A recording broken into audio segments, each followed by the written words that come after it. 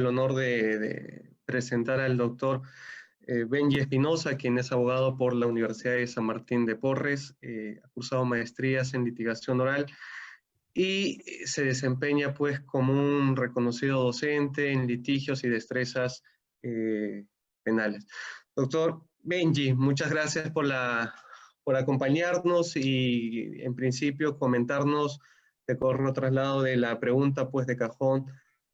¿Cuál es tu lectura sobre los delitos contra la administración pública en tu experiencia como abogado? Bienvenido, Benji. Gracias. Muchas gracias, Jorge, por la invitación y un saludo a todos los que nos acompañan. Estuvo el doctor Carlos Caro, el doctor Cristian Guzmán, están ahora los doctores Jefferson Moreno, Victoria Melgarejo y Jorge Ruiz. En la medida en que Jefferson trabajará el tema del cohecho y hará un análisis típico desde la doctrina y la jurisprudencia, y Victoria centrará su enfoque respecto de la responsabilidad penal de los árbitros. Básicamente las ideas que vamos a comentar son o tienen como fin sentar las bases para que puedan luego mis colegas trabajar sus puntos, que son realmente valiosos. Voy a hacer una explicación general sobre conceptos básicos que vendrían a conformar la parte general de los delitos contra la administración pública. Me voy a referir primero a la necesidad de por qué se castigan estos delitos contra la administración pública. Luego, la delimitación de la imputación personal, vale decir, quién es autor, quién es partícipe en estos delitos, y finalmente este debate que ya por lo menos legislativamente ha acabado respecto si el ordenamiento jurídico peruano recoge la tesis de la unidad o la ruptura del título de imputación para establecer, ¿no es cierto?, qué delito comete el extraneus en delitos especiales propios. Bien, lo primero, el Estado surge, el Estado civil tal como lo concebimos, porque hubo un tiempo que se llamó el Estado de naturaleza, en que las gentes, que las personas, ¿no es cierto?, vivían en una situación de caos, de guerra permanente, de guerra generalizada, de encono, y en donde, como bien había enseñado Plauto, homo homini lupus, el hombre era el lobo de otro hombre. Entonces, el hombre era el principal enemigo del otro, y entonces todos los días habían discusiones, todos los días habían peleas, y regía entonces la ley del más fuerte. En ese estado de naturaleza, como enseña Hobbes, las libertades naturales son absolutas, son irrestrictas, no tienen limitación, no conocen frontera, y entonces los conflictos que surgían se resolvían precisamente con violencia. Esa violencia generaba que unos se matasen con otros, y entonces por una necesidad de supervivencia se llega a un acuerdo, se celebra un pacto tácito, y entonces todos deciden firmar tácitamente un contrato social. Y ese contrato social da lugar, ¿no es cierto?, al Estado civil. Un Estado civil que nace para imponer ley, un Estado civil que nace para imponer orden, un Estado civil que nace para acabar con el caos, con el estado de guerra permanente que caracterizaba al estado de naturaleza. Y ese Estado civil, en efecto, tiene para poder hacer cumplir la ley que contar con coacción. Y esa coacción se ve reflejada en grado supremo en el recurso al derecho penal. Y ahí viene la necesidad, y esto ya hablaba incluso Beccaria en este libro muy famoso que es acerca, o el tratado, o el discurso de los delitos y de las penas, de que para que pueda el Estado funcionar, para que el Estado pueda subsistir, hay delitos que deben ser los delitos de primera categoría, que son los delitos contra el funcionamiento mismo del Estado, y que en este caso en concreto, hoy el Código Penal peruano llama delitos contra la administración pública. El Código Penal peruano lo ubica dentro del título 18, establece 3 tipos de delitos contra la administración pública: los cometidos en primer lugar por los particulares, los cometidos por funcionarios y servidores públicos, y finalmente un acápite especial sobre delitos contra la administración de justicia. Es importante, en segundo lugar, que podamos referirnos a cuáles son las reglas de imputación personal o cómo se determina la autoría y participación en estos delitos contra la administración pública. Hay que decir entonces que el ordenamiento jurídico penal nacional asume 2 teorías, 2 formas, ¿no es cierto?, jurídicas de distinguir quién es autor y quién es partícipe y cuál es el fundamento de imputación en cada delito, en función de que se entienda si nos encontramos frente a un delito de dominio o nos encontramos frente a un delito de infracción de deber. Respecto de los delitos de dominio, claramente durante mucho tiempo se siguió la teoría que habría formulado Welsel, quien había enseñado que es autor quien tiene el dominio del hecho y es partícipe quien interviene en el delito, pero carece de este. Es decir, el criterio distinguidor o delimitador entre autoría y participación lo demarcaba la existencia del dominio del hecho. El sí del hecho, el curso de la acción, lo tiene el autor. Quien colabora con él, quien lo induce a cometer el delito, es partícipe porque no tiene el dominio del hecho. Entonces, la primera teoría para explicar, ¿no es cierto?, quién es autor y quién partícipe, es la teoría de los delitos o la teoría del dominio del hecho, formulada por Welsel. Esa teoría aún rige, ¿no es cierto?, los artículos 23, que hablan de las 3 formas de autoría: directa, coautoría, autoría mediata; 24, que nos habla de la instigación o inducción; y 25, primer y segundo párrafo, que nos habla de la complicidad en sus modalidades primaria y secundaria, necesaria, no necesaria, indispensable o no. Pero junto a esta forma existe también, junto a esta teoría, existe otra teoría que explica y que es aplicable para el caso de los delitos contra la administración pública, que tiene en general delitos que no puede determinarse quién es autor y quién partícipe, quién protagonista y quién personaje secundario, con las reglas tradicionales del dominio del hecho, sino que surge otra teoría, que es la teoría de los delitos de infracción de deber, que surge en el año 1964, una propuesta de Roxin, que luego es ampliada por otros autores, entre ellos Jacobs, y que pretende explicar precisamente, y hoy de hecho se utiliza, para explicar que hay otros delitos en los que no importa, ¿no es cierto?, el dominio del riesgo prohibido, que no importa la competencia por organización, lo que importa es la competencia, ¿no es cierto?, de una institución.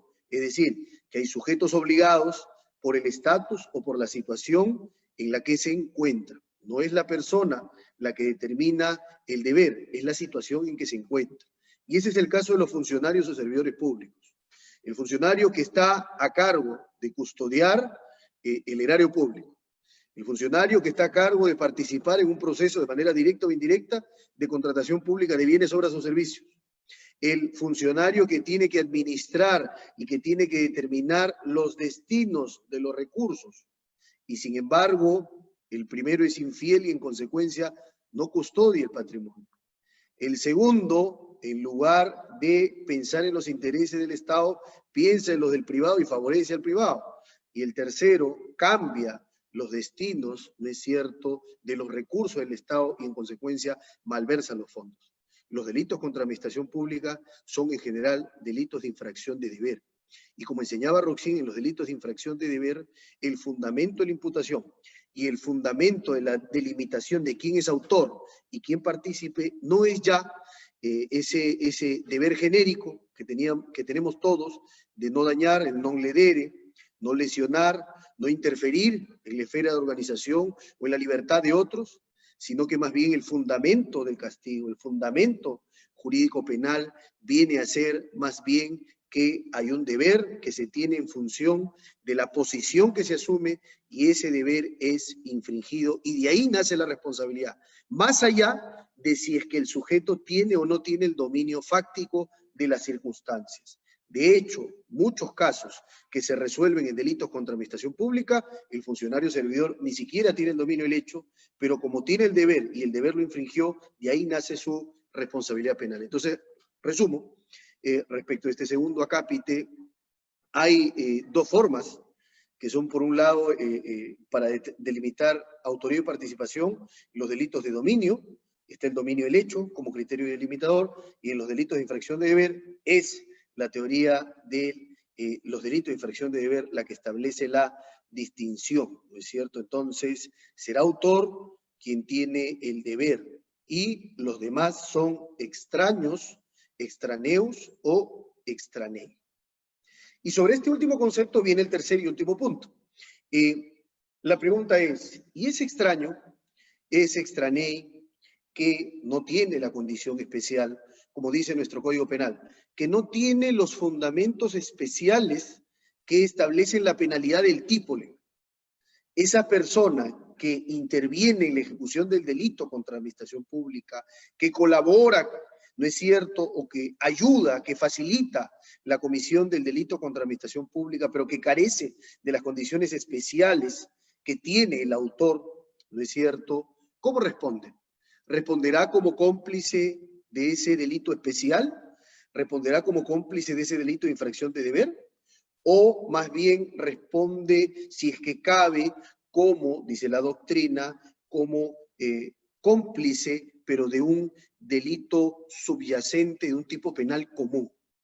Esa es la discusión que se genera a partir de definir si es que se asume la teoría de la unidad del título de imputación o la ruptura del título de imputación. La unidad del título de imputación, básicamente lo que nos enseña es que el suceso global es uno, el hecho es uno solo, en consecuencia, si el hecho es uno solo, entonces quien determina la calificación jurídica del hecho y por tanto la calificación jurídica que le corresponde al extraneus es lo que hace el autor. Entonces, en el ejemplo, si se trata de alguien que pecula, y quien pecula es el administrador de una municipalidad provincial, quien lo ayude es su compadre, que no tiene oficio ni beneficio y no forma parte de la administración pública, no tiene, ¿no es cierto?, un vínculo con el Estado. Entonces, para la teoría de la unidad del título de imputación, será autor del peculado el tesorero de la municipalidad, y quien lo ayudó su compadre, ¿no es cierto?, será cómplice de peculado. El hecho es uno solo, la calificación una. Por su parte, la teoría de la ruptura del título de imputación, en cambio, disgrega, bifurca, desdobla y dice, hay que hacer una doble, hay que romper el título de imputación y hay que hacer una doble valoración. Entonces, para el mismo caso, para la ruptura del título de imputación, será autor de peculado el administrador de la municipalidad, y su compadre, que no hace parte de la municipalidad y que lo ayudó, ¿no es cierto?, a apropiarse de los caudales públicos, será considerado como cómplice de hurto. Es el tipo penal común subyacente, paralelo al delito de peculado. Entonces, se planteó una discusión, de hecho hubo bastantes jurisprudencias, pero creo que la más notable es el caso de la exalcaldesa del Santa, el caso de Victoria Espinosa, donde la Corte Suprema invoca el artículo 26 del Código Penal sobre la incomunicabilidad de las circunstancias, que dice, el artículo 26 del Código Penal, básicamente que autores o partícipes que intervienen en un mismo hecho punible, ¿no es cierto?, no pueden comunicar, no pueden transferir las circunstancias que afectan su responsabilidad. Y bajo el artículo 26, entonces, lo que asumió en su momento la Sala Penal Permanente con la ponencia del doctor Villestein, en el caso de Victoria Espinosa, es que en el caso del enriquecimiento ilícito, por ejemplo, quien tiene el deber solo es la alcaldesa, no puede tenerlo el papá de su hija, no puede tenerlo quien fue su pareja, porque es un extraño. Y en consecuencia, como no hay, ¿no es cierto?, un tipo penal subyacente al del enriquecimiento ilícito, el extraño es impune, ¿no es cierto? Esa fue la consideración, se resolvió así, en realidad se resolvió que no había ni siquiera delito, y que se recogió el artículo 26 del Código Penal como fundamento normativo de la teoría de la ruptura del título de imputación. Pero luego vino el Acuerdo Plenario 3-2016. El Acuerdo Plenario 3-2016 lo que establece básicamente es que el artículo 26 del Código Penal no recoge para el derecho penal peruano la teoría de la ruptura, el título de imputación, sino que recoge la figura de la incomunicabilidad de las circunstancias en la determinación de la pena concreta. Vale decir que si luego de un juicio penal se determina que dos personas son responsables, una de ellas, por ejemplo, tiene imputabilidad restringida y por tanto la pena es menor, ese beneficio, ¿no es cierto?, esa disminución de la pena no puede comunicarse, transferirse al otro, al coencausado. En otras palabras, que el artículo 26 lo que establece es una incomunicabilidad de las circunstancias, pero en la determinación de la pena concreta, ¿sí? Y dice el Acuerdo Plenario 3/2016 sobre la participación del extraneus en los delitos especiales propios, que el Perú está recogiendo, ¿no es cierto?, la teoría de la unidad del título de imputación. Con eso quiero terminar. En el Perú se recoge a nivel jurisprudencial, Acuerdo Plenario 3/2016, y a nivel normativo, el tercer párrafo, el artículo 25 del Código Penal, no existía antes del 2017. El 6 de enero del 2017 se aprueba el decreto legislativo 1351, que el Congreso había dado facultades en materia de seguridad ciudadana para que en 90 días el Ejecutivo legisle, y aprueba el 1351, el decreto legislativo 1351, incorpora el tercer párrafo del artículo 25 del Código Penal y nos dice que el cómplice siempre responderá por el hecho punible cometido por el autor, aunque en el cómplice no se cumplan las condiciones especiales exigidas por el tipo, ¿correcto? Entonces, quien determina, o en otras palabras, la calificación jurídica del cómplice o partícipe va a estar determinada por la calificación que se le da al autor. En otras palabras, el extraneo responderá entonces por el delito especial propio, aun cuando no concurran las circunstancias especiales de punibilidad en él. Dicho en otras palabras, el caso del ejemplo que puse, aplicando el artículo 25, tercer párrafo del Código Penal, entonces, será autor de peculado el administrador de la municipalidad, y su compadre, que es extraño a la administración pública, pero que lo ayudó, será cómplice de peculado. Esas son algunas ideas que quería compartir, conceptos generales de los delitos contra la administración pública, para que nuestros colegas Jefferson y Victoria puedan hablar de delitos especiales, ¿sí? Muchas gracias, Benji. Hay algunas preguntas que quisiera trasladarlas, y el contralor Nelson Jack decía que en algunos casos algunos funcionarios metían la pata.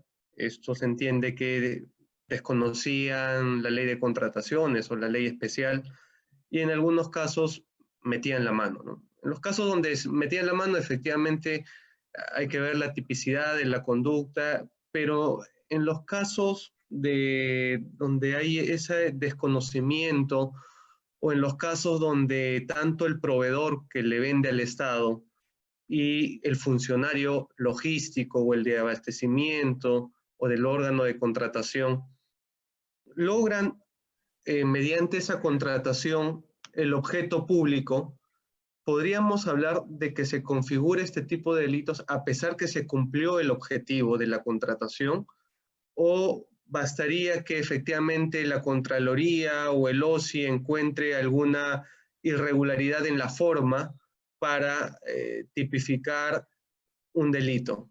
¿Cuál es tu lectura y tus comentarios, doctor Benji? Sí, interesante porque, claro, lo que el Contralor menciona es que hay funcionarios que meten la pata por desconocimiento, por falta de diligencia, porque no han sido muy rigurosos, y hay otros que meten la mano porque tienen uñas largas. O sea, yo creo que eso podría evidenciar, ¿no es cierto?, la existencia de dos categorías, ¿no es cierto?, quienes actúan como imprudente y quienes actúan dolosamente.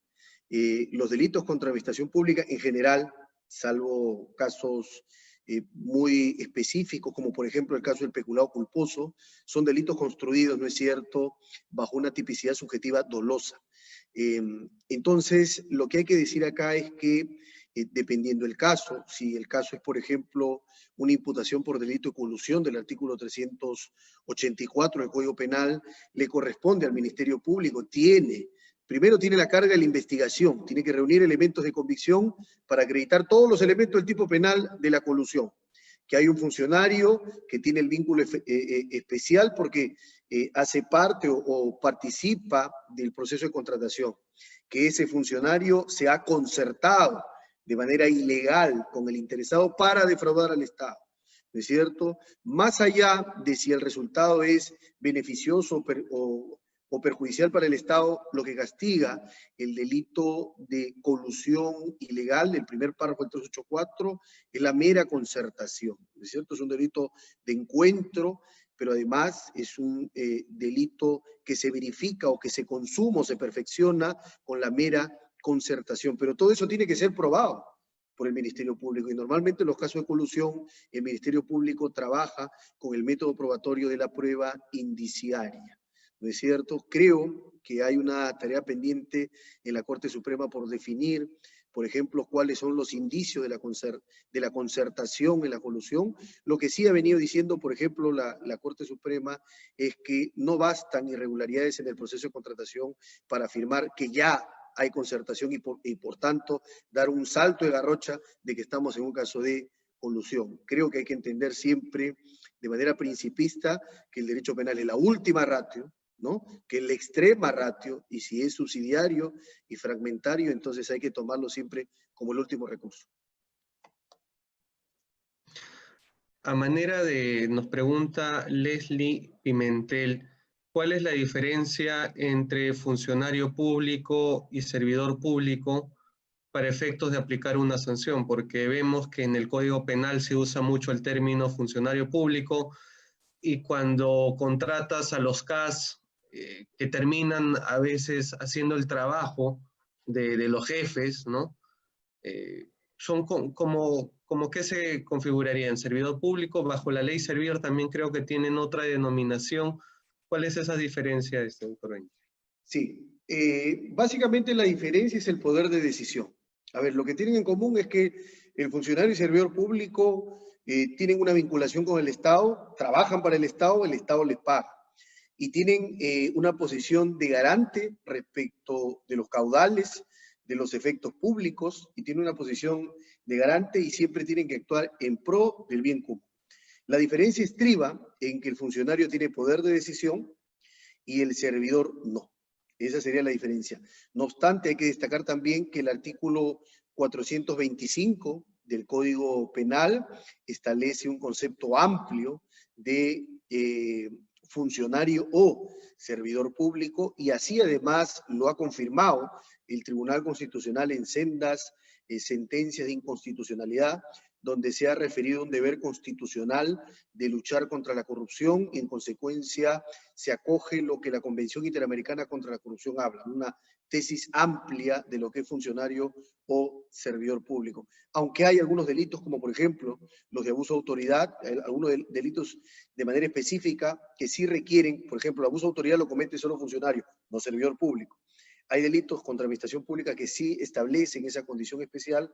Normalmente la redacción es alternativa, que lo puede cometer funcionario o servidor público. Bien. Y la última pregunta, doctor Benji. A raíz pues de estos casos que vemos diariamente en las noticias, muchas personas dicen pena de muerte para aquellos funcionarios que cometen actos de corrupción. Y hay algunas voces de los congresistas que dicen que este tipo de actos de corrupción de un funcionario tendrían que ser catalogados como traición a la patria. Por ende, podría aplicarse la figura de pena de muerte. ¿Cuál es su lectura sobre este punto? ¿O de alguna manera usted de la posición que la pena de muerte por los tratados internacionales no se podrían aplicar? Sí, yo soy de la posición que defiende el principio de progresividad. Y el principio de progresividad de los derechos humanos trae consigo el principio de no regresividad. Es decir, que si ya conquistaste un derecho humano, si ya estableciste salvaguardas para su protección, que son las garantías objetivas de protección del derecho humano a la vida y de la no privación arbitraria de la vida, entonces lo que no puede hacerse es ampliar el espectro de aplicación a pena de muerte a casos distintos a los ya tipificados, ¿no es cierto?, cuando el Perú ratifica la Convención Americana sobre Derechos Humanos. Al respecto, ya hubo una opinión consultiva de la Corte Interamericana donde se dijo que no se pueden ampliar los casos de aplicación de pena de muerte. En el Perú, conforme el 140 de la Constitución, se aplica la pena de muerte para casos de traición a la patria en guerra exterior. No podría ampliarse la tipificación para considerar que los delitos de corrupción son considerados, ¿no es cierto?, delitos de traición a la patria y por tanto debería aplicarse la pena de muerte. Es jurídicamente inviable, es jurídicamente imposible. Bien, gracias Benji por acompañarnos. Yo sé que tienes otro compromiso con Sí, la comunidad académica, tiene otro evento aquí, el Cherry, pero te agradezco el tiempo, siempre la buena gentileza de acompañarnos y gracias por estar compartiendo tus conocimientos. Muchas gracias.